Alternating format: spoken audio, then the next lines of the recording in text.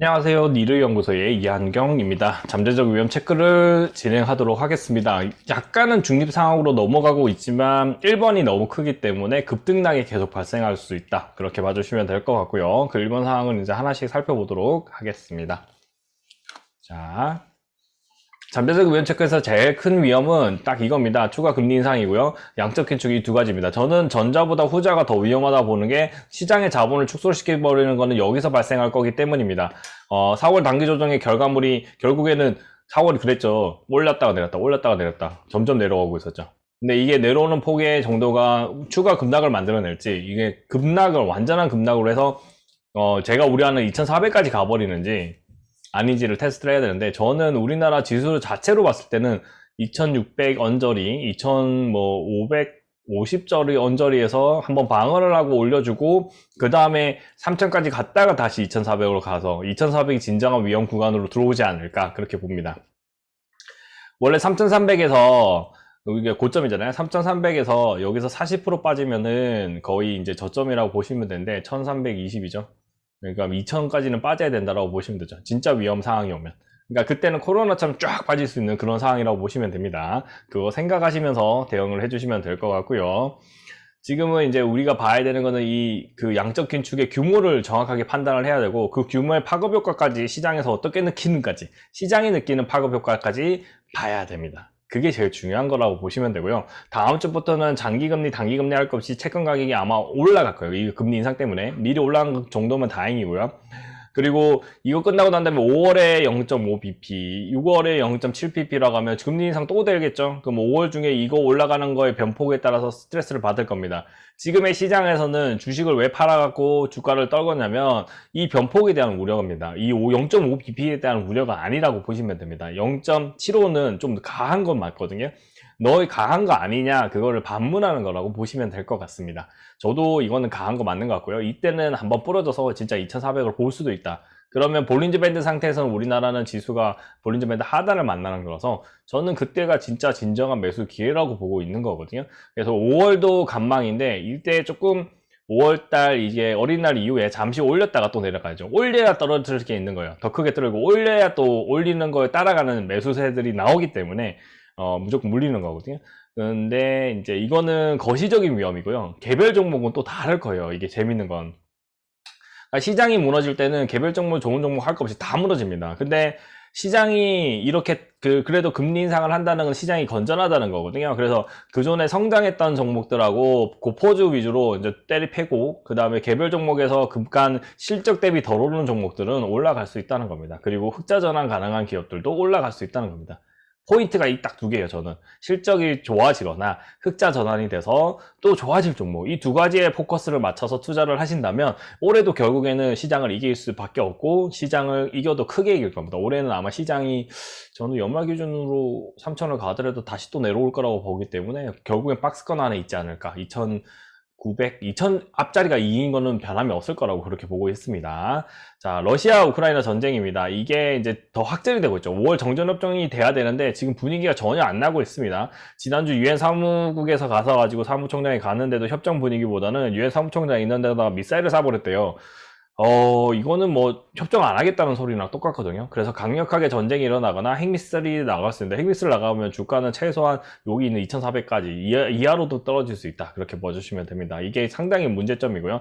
그리고 전쟁이 끝난다고 해서 급등 나올 때 어떻게 하셔야 돼요? 급등 나올 때 일부 파셔야 됩니다. 일부. 여러분들이 특히 성장주 가지고 계신 분들 일부를 조정을 해야 되는 게, 왜냐면 결국엔 3개월 걸릴 거고 그거에 대해서 좀 이제 규제가 들어갈 거예요. 완전한 패전이 일어나지 않을 거니까. 그러면 협상하는데 지지부진하게 되고, 다시 이제 우리나라 임진왜란처럼 전쟁 두 번 터진 거, 우리나라 남북전 6.25도 똑같이 두 번 터졌죠. 그러니까 그런 일들이 벌어질 수 있다는 거 생각해 주시면 될 것 같습니다. 그다음에 중국 코로나 정책 위험, 이거 너무 위험하고요. 셔다운 정책을 하는데 우리나라 정책을 좀 가져갔으면 좋겠어요. 예전에 우리가 다 뭐 했죠? 기억나시나요? 배달. 지금 이제 배달한대요, 진짜 실제로. 그러니까 못 가게는 하지만 배달을 하게 되고, 배달이 진짜 완전 빅히트래요. 진짜 배달이 올라오면 다 팔리고 다 팔리고 다 팔리고 한답니다. 그러니까 이런 부분들이 우리를 본받아서 성장을 해주면 좋겠고, 실제로 중국도 그런 테크는 잘 갖춰져 있거든요. 대도시일수록. 그런 부분이 이제 긍정적으로 작용할 수 있을 것 같습니다. 우리도 배달로 한 6개월 살았잖아요. 얘네는 그래도 오미크론이니까 한 3개월만, 2, 3개월만 그렇게 버티면은 충분히 가능한 거예요. 딱 지금 제가 봤을 때는 제일 적절한 매수 타임은 7월로 지금 이제 판정이 됩니다. 제가 정보를 계속 취합하다 보니까 계속 일요일 날 오후에 이제 올려야 되겠다. 아예 생각을 했거든요. 그러니까 많은 영상을 좀 참고보고 시장 내용 뉴스들도 다 전체적인 걸 보고 말씀드리다 보니까 7월이 정말 좋은 기회일 수 있겠다. 그리고 5월이 나쁜 기회는 아니고 5월부터 어떻게 분할로 들어가면 되겠다. 그게 중요한 겁니다. 그러면 5월에서 7월 넘어갈 때 우리가 풀 매수인 상담은 어떻게 해야 되겠어요? 현금으로 할 수 있는 익절을 조금 만들어 가지고 대응하면 상당히 긍정적이구나. 근데 신규 투자자가 1,000만 원 이하자는 그냥 천천히 돈이 생긴 대로 천천히 투자를 해서 매수를 하면 크게 무리 없이 시장을 이길 수 있겠구나. 그렇게 봐주시면 될 것 같습니다. 신흥국, 신흥위험이 이제 중요한 건데요. 이거는 결국에 우리나라 IMF 겪듯이 그런 것들을 만들어낼 수 있는 그런 조짐이 있습니다. IMF들은 결국에는 중견국들을 무너뜨린 거잖아요. 지금 중견국이 어딜까요? 우리나라가 그 시기, 그러니까 IMF 터졌을 때 시기일 때 나라는 어딜까요? 생각을 해보세요. 우리나라 아닙니다. 지금은. 베트남이라고 보고 있어요. 베트남이나 혹은 호주 이 정도로 보고 있습니다. 네. 그러니까 예전에는 못 살다가 이제 성장하고 있는 나라, 호주는 조금 아니죠. 그렇지만 이제 경제 규모가 좀 작으니까. 그러니까 베트남이 조금 유력합니다. 이런 국가들이 휘청휘청 거리고 그거에 파급 효과가 나타나지 않을까 그렇게 보고 있습니다. 이것만 흔들어 제껴도 크게 무리는 없거든요. 우리는 인플레이션의 금리를 따라서 올릴 수 있는 몇 안 되는 나라입니다. 금리 올리면서 추경을 해줘야 되는데 추경을 부정적으로 보기보다는 저는 여기 있는 금리 인상을 너희들이 따라갈 수 있겠어에 대한 충격으로 CDS가 폭발하고 있습니다. 이 CDS도 굉장히 같이 보겠습니다. 원자재 가격 위험에서는 원유, 천연가스, 밀인데 제가 봤을 때는 이제 플랫하게 됐어요. 이제 이렇게 급등하던 게 이제 이렇게 돼가지고 요 가격으로 가고 있거든요. 나중에 각도로서 한번 볼 거고요. 저는 이건 아직 손 안 댈 겁니다. 이건 적정가로 보고 천연가스는 오버고요. 밀은 저는 이제 3개월 정도 있다가 보는 게 좋을 것 같아요. 밀은 이모작 가능하잖아요. 그럼 미국이 잘 대응을 하게 되면 결국에는 전 세계 밀 가격을 잡아낼 수는 있겠다. 그렇게 보고 있습니다. 가상화폐와 AMD, 엔비디아, 여기 플러스 알파 인텔이죠. 인텔까지 섞여서 그래픽카드 대전이 일어나고 그러다 보니까 그래픽카드가 거의 나락으로 가고 있어요. 가상화폐 채굴도 많이 줄고 있기 때문에 긍정적으로 보는 거죠. 이게 전기를 많이 생각한다고 했으니까. 그러면 인플레이션 요인이 원래 이거였는데 이게 좀 줄었기 때문에 긍정적으로 보이고요. 필라델피아 반도체 지수도 따라 내려가고 있고 NFT, P2E도 다 내려가고 있어요. 근데 왜 제일 밑에 나와 있습니까? 떨어졌으니까. 떨어진 놈은 이제 위험이 이제 나온 거죠. 실현이 된 거예요. 실현된 위험은 상대적으로 실현되지 않은 위험들보다는 덜 위험하다. 그렇게 보시면서 시장을 보시면 될 것 같습니다. 시장 컨센서스는 여기죠. 지금 이제 원준이 원하는 거 0.5 올려서 여기로 올리고 그 다음에 어떻게 해서 0.75 올려서 여기까지 올리고 싶은 거예요. 저도 여기까지 올라오는 게 좋아요. 근데 너무 급격하게 올리는 거 싫거든요. 저는 급격한 거 싫어하는 스타일입니다. 왜냐면 누군가는 분명히 피통하거든요. 지금 그런 상황이고 이게 지금 0.75 나온다는 썰을 풀리면서 어떻게 되냐면 금리도 선물이 있어요. 금리 선물에서 수익이 왔다 갔다 하고 있어요. 이거는 장기로 가져갈 수 있지 못하게끔 급등락을 만들어내고 있거든요. 그러니까 단기로 접근해야 되는데 이런 자산들은 잘 투자 안 해요. 급등이 많이 나오는 거는 좀 더 안전하게 스무드하게 올라가는 자산들을 더 좋아한다. 그렇게 보시면 됩니다. 5월 0.5pp, 6월 0.75pp, 올해 금리 인상 5에서 6회 5회 그러니까 매 인상에다가 특별 인상이 들어올 거라고 보고 있고요. 자산 매입 매각인데 5월에 100조라고 얘기를 하고 있습니다. 이 규모가 커지면 안 돼요. 이 정도에서 마무리가 되거나 이거보다 작고 그 다음에 시장이 건전하기 때문에 우리가 줄인다라는 멘트가 꼭 필요합니다. 시장이 좋기 때문에 줄인다. 인플레이션을 잡아내면 더 건전해질 거기 때문에 우리가 그렇게 한다. 그게 중요합니다. 매파적인 발언이라기보다는 시장이 이걸 견딜 수 있기 때문에 우리가 진행한다라는 멘트가 시장을 안전하게 하면서 다음 주 금요일 날쯤 우리나라 주가도 반등이 나오길. 지난주 금리 인상처럼요. 그러니까 지난번처럼 이번에 그랬잖아요. 금리 인상하고 나서 그다음에 쭉 올랐잖아요. 그러면 그거를 기억해서 그 전에 사는 거는 아니라고 보고 있어요. 지금은 금요일까지는 보시고 플레이를 하거나 아니면 지금 가격이 좋은 종목들이 몇 개 있습니다. 개별로. 그러면 그런 종목들이 이슈가 확실한 종목들로 대응을 해주시면 좋을 것 같습니다. 금리는 올랐고요. 여기도 2.9까지 올라와 있는 상태이기 때문에 사실상 오른 만큼 오른 상태다. 그렇게 보시면 되고요. 미래연구소 시나리오가 지금 제 시나리오인데요. 5에서 6회로 보고 있는 건 동일한데요. 1.5 상승. 그럼 1.5 상승이 2죠. 2에서 머물지 않을까. 그러니까 두 번에서 여기까지를 올려버리고 나면 빨리 오면 빨리 올수록 충격이 더 커서 주가는 더 박살나 있을 거고 그 다음에는 못 올리는 겁니다. 박살나 있으니까. 그리고 이걸 왜 지금 시기에 올리려고 하냐면 10월, 12월 대선 기간이잖아요. 그러면 그때 주가가 반등해서 올라가는 걸 보여줘야만 둘 다 좋은 거예요. 여당이나 FRB도. 그래야 되는 거예요. 그러다 보니까 좀 급격하게 올릴 수도 있겠구나. 지정학적으로 정치적인 요인들이 크게 시장을 지배하고 있구나. 그걸 볼 수 있습니다. 그러나 전반적으로 지금은 건전한 상태에서 금리 인상을 하는 거기 때문에 긍정적으로 보고요. 매입자산 매각 시작은 5월에 한다고 했고 2024년에 26월인데 24년이 유력해지고 있어요. 이렇게 급격하게 올리는 건. 근데 만약에 새로운 혁신은 저는 기대되는 게 자율주행이고요. 그 다음에 뭐냐면 디스플레이 혁신이라고 하는데 이거는 뭐냐면 가상화폐. 그래픽 카드. 그러니까 이 그래픽이랑 연결된 게 뭐냐면 게임입니다. 배틀그라운드 게임이 초기에 나왔을 때 컴퓨터가 진짜 비싸도 잘 팔렸어요. 왜냐면 배틀그라운드 게임을 하기 위해서. 배틀그라운드. 그러니까 동일합니다. 우리가 젊은 세대들이나 부모님 세대, 부모가 된 사람의 입장에서 애들이 이제 중청소년인데 저를 열심히 공부하면서 이런 게임을 하고 싶다고 하면 그 게임에 대한 투자를 해줄 수 있다는 겁니다. 그렇게 보시면 되고요. 그런 혁신들이 나와준다면 저는 2024년인 게 2026년까지 또 전가가 됩니다. 이게 새로운 혁신으로서 디펜스가 될 수 있다는 거거든요. 그걸 예의주시할 거고 여러분도 같이 하시면서 계속 보시면 좋을 것 같습니다. 러시아 우크라이나 전쟁인데요. 여기까지는 이제 여러분이 보신 거고, 여기까지는 보신 거고, 요 이제 세 개가 추가된 겁니다. 러시아 가스 공급을 중단했고, 그 다음에 독일도 결국에는 부딪히고 있는 거고요. 러시아 재계에서도 이제 반발 심리가 나오고 있고, 근데 강력하게 전승전에 끝내기를 원했는데 끝낼 수가 없었죠. 왜냐면 여기 아직 점령을 못했어요. 부차 말고 여기 마리우폴. 완벽하게 점령이 안 되다 보니까, 그리고 미국이 강력하게 지원하다 보니까 이제 힘든 거죠. 네, 그렇게 보시면 될 것 같고요. 러시아 우크라이나 전쟁에서는 이슈는 무조건 정전은 나올 거라고 보는데 그 정전 시점이 중요한 거라고 봅니다. 그리고 지금 상황에서는 러시아가 조금 더 부자연스럽고 아마 러시아가 만약에 이 정권이 바뀐다면 우리도 임진왜란 기억나시나요? 임진왜란일 때 도요토미 히데요시가 죽고 난 다음에 제대로 정산이 됐죠. 그런 기로에 서 있는 것 같아요. 그런 기로에 서 있는 것 같고, 결국엔 푸틴이 실각을 해야만 전반적인 협상이 제대로 이루어질 거고, 실각을 해야만 이 피해에 대한 규모와 산정을 조금 축소시키면서 자연스럽게 넘어가지 않을까, 그렇게 보고 있습니다. 지금 거기까지 와버렸어요. 단기적으로는 안 되다 보니까 거기까지 와보고, 그러면 원자재와 그런 것들도 다 이제 높아지겠죠. 피해자 수에 변한 건 크게 없습니다. 그러니까 지금 국지전의 상태인 거죠. 마리우폴 점령전이라고 보면 될 것 같고요. 러시아 디폴트 여러분 5월 9일까지 이제 보셔야 되는 거고요. 딱 시기적으로 5일 날 FOMC 끝나고 난 다음에 급등이 나오더라도 또 이것 때문에 또 떨어질 수 있는 거죠.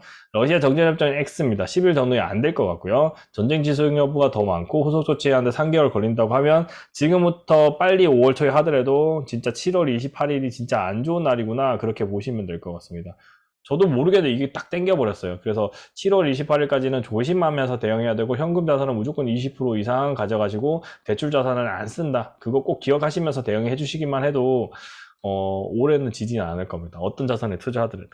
몰빵만 안 하시면요. 그 다음에 원유, 그 다음에 원달러는 변동성 계속 확대될 거고, 왔다 갔다 할 걸, 그냥. 그러니까 하지만 이 추세를 유지할 겁니다. 우리나라 대기업은 지금 벌써 현대차 그룹이 25% 손해봤다고 하더라고요. 그러니까 그런 부분들이 작용한다라고 보시면 되는데, 전반적으로 평생 전쟁을 할 수는 없어요. 그러니까, 물론 이게 빨리 끝날지도 않겠죠. 지금 상황에서는. 그렇지만 정전협정 하면서 긍정적인 분위기가 나면 자연스럽게 성장의 동력도 될 수 있다. 이렇게 보시면 될 것 같습니다. 중국입니다. 이거 물 건너 갔고요. 불만이 늘어가면서 봉쇄가 어떻게 되는지 보세요. 봉쇄에서 풀려나죠. 그 다음에 해식금지로 이제 하고 봉쇄는 해제입니다. 그러니까 우리나라가 한동안 했었죠. 그러니까 한동안 했고 지금은 마스크를 벗니 안 벗냐지만 마스크 벗기 전에 이 한동안 했을 때 마스크 꼭 쓰고 사람들 적게 모이는 그런 해식금지 이 정책이 중요하다고 봅니다. 지금 독감은 맞는데 위험한 독감이에요. 그러니까 사람 치명적인 독감을 있는 건데 이전에 초기 변이보다는 점점점 위험해졌다라고 보시면 되고요. 베이징도 이렇게 건물을 봉쇄하죠. 건물 봉쇄하고 완전히 지역 봉쇄로 될까 안 될까 기로인데 지역 봉쇄하면 주가 급락이고요. 지역 봉쇄 안 하고 이걸 유지해서 자연스럽게 스무딩으로 넘어가 버리면 경제도 괜찮아질 거고 경제는 괜찮아질 거예요. 누군가는 돌아가셔야 되지만 그렇게 보시면 될 것 같습니다. 좋은 명단 나오고 경제 회복 엑셀렌트. 그러니까 상해가 봉쇄가 완화되고 있다는 베이징은 봉쇄가 될 수 있지만 상해는 봉쇄 완화. 이 두 가지가 같이 묶이면 결국에는 상해 봉쇄 완화를 베이징도 같이 따라한다면 주가는 괜찮아진다. 오미크론을 막을 수가 없어요. 사람이 어떻게 세균 저거를 눈으로 보면서 막을 수 있나요? 그렇게 보시면 될 것 같습니다. 신흥국 신용 위험이 이제 중요한데요. 우리나라 30이었던 게 40이 됐어요. 이렇게 됐을 때가 위험한 거예요. 그러니까 이전에는 나라 망한다 있는 기간이 여기입니다. 요 기간은 아니라는 거죠. 이 기간은 오히려 괜찮은 구간이고 이때는 홍콩도 뒤집었어요. 그때 우리가. 네, 그렇게 보면 되고요. 지금이 누구랑 비슷해지냐면 요거랑 비슷해지는 거예요. 여기서 서느냐 아니면 여기까지 치솟느냐 60까지 치솟느냐의 싸움인데 60까지 치솟으려면 결국에는 무슨 일이 벌어져야 되냐면 북한이 미사일을 쏴야 됩니다. 그 요인도 같이 여기 있는 겁니다. 정권이 바뀌었을 때, 이거를 잘 해결해서 넘어가야 되고, 안 그러면 또 이제 강대강으로 넘어가 버리면 또 이제 국지전에서 누군가가 희생이 날 거예요. 그러면 주가도 같이 한 번은 박살이 나죠. 왜냐면 지금 한 2년간은 이런 미사일 쏘기만 했지, 미사일 쏘기는 부딪힌 거 아니잖아요. 부딪히는 누군가가 죽는, 그리고 잘못하면 전쟁이 날 수 있는 그런 상황까지 가는 게 주가 급락을 만들어낼 수 있습니다. 그러면 2000 깨져요, 그냥. 2000. 이렇게 보시면서 대응하시면 됩니다. 이거는 중요한 요인입니다. 그러니까 우리나라에서 제일 위험한 거는 강대강입니다, 강대강. 이 강대강을 이해 못하면 말을 못하고 싸우자고 해서 싸우면 둘 다 피해잖아요. 이렇게 보시면 될 것 같고요. 여기는 동일하게 조금 늘어났죠. 이제 러시아가 가스 공급 안 하는 것도 큽니다. 그렇게 보시면 되고요. 포르투갈 있고 홍콩도 늘어났고, 이거는 북경 봉쇄고. 그러니까 위험한 상황이 다 시장에 노출되어 있다 보니까 다 그냥 올라가 있는 거고, 오히려 러시아는 내려가고 있죠. 그러니까 조금은 희소식일 수도 있는데 이거는 아예 계산이 안 돼요. 이건 계산이 안 되니까 의미가 없고요. 터키를 기준으로 보시면 돼요. 터키가 제일 심한 나라니까. 그리고 신흥국 같은 경우에도 상당히 안 좋은 상태이기 때문에 이거 볼게요. 이제 이 다음에 이제 영상으로 했는데 CDS 자체는 전반적으로 높아지기 때문에 한 번은 내려왔다가 가야 되는 그런 구간에 놓여 있다. 이렇게 보시면 될 것 같습니다. 자, 국가보도의 날, 이거 조선일보에서 나온, 조선입니다. 그래서 조선일보에서 나온 거 보시면 돼요. 개도구 45개. 얘네들이 먼저 터져야 되는 거예요. 순서가 있다니까요. 그러니까 우리부터 빵 터지는 게 아니라 얘부터 힘들고 난 다음에 우리한테 힘들 수도 있다라고 보면 되는데, 그 개도국 안에 개발도상국의 GDP가 부채 비율이 1100% 넘어갔어요. 우리나라 여기에 여기. 그러니까 안 되는 거예요. 우리나라 터트리기는 진짜 힘듭니다. 우리나라 터트리는 방법은 북한밖에 없어요. 네, 그렇게 보시면 되고요. 지금도 실제로 북한이고요. 근데 이 규모로 봤을 때는 뭐 300조밖에 안 되더라고요. 그러니까 우리나라 전체 규모보다 낮은 기업이니까 얘네들이 먼저 흔들어 제껴져야 우리로 넘어갑니다. 그 다음에 중국에 있는 내용도 얘기하는데, 중국에 2006년도에는 중국에 1대1로 정책 안 할 때는 이 정도 부채밖에 없었는데 지금은 29%, 약 30%가 중국 채권입니다. 그리고 많은 주요 자산들이 다 뺏기고 있죠. 여기서 이제 미국하고 중국이 붙을 포인트가 나오는 겁니다. 중국은 이 주요한 자산들을 다 자기 걸로 하겠지만 미국이 그거를 반발로 막아낼 수 있겠고, 정부가 되면서 그걸 디폴트 선언 비슷하게 해서 넘어갈 수도 있는 그런 문제가 있다라고 보시면 될 것 같습니다. 이런 부분들이 자연스럽게, 이제 일본도 이렇게 많은 지역에 투자를 해서 성과를 만들어냈지만 일본은 자연스럽게 윈윈하는 거였다면 중국은 약간 독점하고 자기 기업들이 가서 성장하기 때문에 문제의 소지가 많아요. 그래서 이런 부분들이 향후 새로운 미중 무역 분쟁의 도화선이 될 수 있다. 이렇게 보시면 될 것 같습니다. 자, 이제 원자재 가격 위험입니다. 지금은 요 추세죠. 요 추세를 그대로 가고 있는 거라서 크게 무리는 없는 거고요. 근데 천연가스는 저는 이렇게 급변동 자체가 엄청 위험한 거긴 하며, 근데 이제는 매도 포인트 가도 되지만 그냥 매도 포인트 굳이 갈 필요가 없거든요. 그러니까 이거는 그냥 감시용으로 보시는 거고요. 그 다음에 소맥 선물은 지금 딱 플랫하게 왔죠. 그러니까 이거는 제가 봤을 때 알고 있는 거예요. 미국이 충분히 농산국가거든요. 미국 엄청난 농산국가입니다. 허허벌판에서 트랙터로 밭을 가는 그런 공간이잖아요. 그러니까 자연스럽게 얘가 다 디펜스를 할 수 있기 때문에 성장이 가능하고요. 그 다음에 원유 가격 같은 경우에는 여기가 유지가 됩니다. 요 가격대 기준으로 멈춰서 대응이 가능하다. 그렇게 봐주시면 될 것 같습니다. 가상화폐 상승과 지수 견인인데요. 가상화폐 같은 경우에 리플이 이제 나오는데 재판 결과가 나오기 때문에 이제 그거에 대한 우려로 지금 여기에 내려와 있다라고 보시면 됩니다.